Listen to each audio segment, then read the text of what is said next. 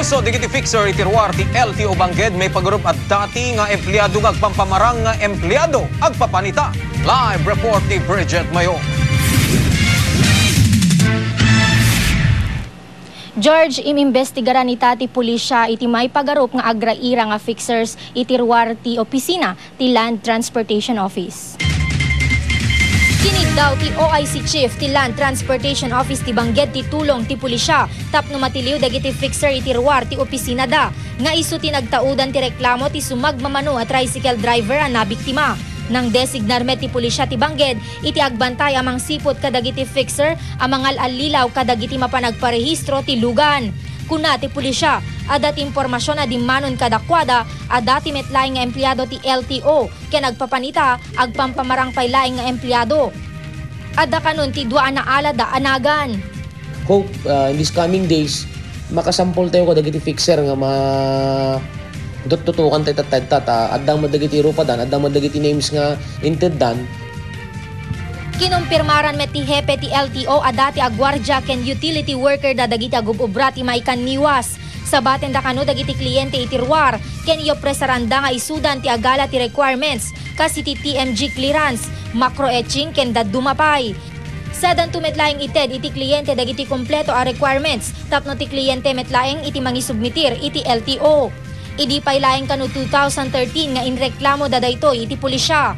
So as a preventive measure, I pulled him out for feasibility. And then later on, should there be any written complaint coming from the clients, and then that will be the time that they will formally charge that person or that fixer.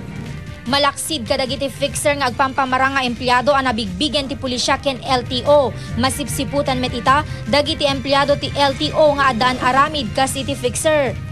Kung sakaling meron akong makikita, binabawal ko nga pong pumasok yung mga kliyente dito sa loob para to avoid as a preventive measure.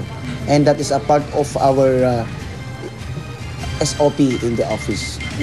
Sumango iti kaso a panaglabsing ti Republic Act 9485 wenno Anti-Red Tape Act of 2007 ti siya sinuman nga empleyado ti LTO ang mapaneknekan asaan na sumursurot iti proseso ti panaggala ti lisensya kastameten ti panagparehistro ti lugan kasukat ti dakdakkel agatad manipod iti kliyente.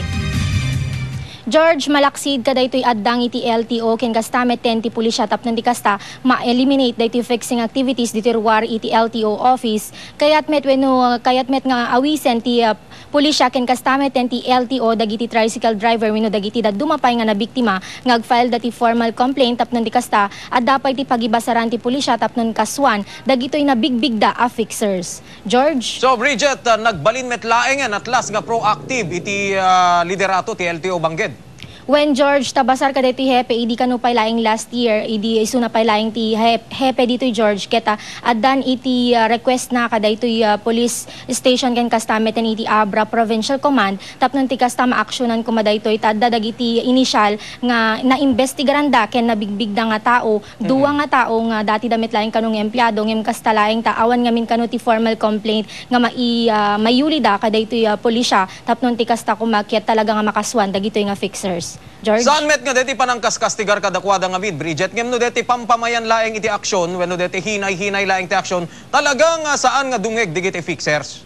When George, deta ti expectaren dagiti tao kadakwada George, ta kayat dako mga stricto di pan nakapatungpal ken kastameten para iti benepisyo iti sapasap ken san nga mapilpili laeng dagiti maikan iti good service manipod kadakwada George. Thank you very much, Bridget Mayor.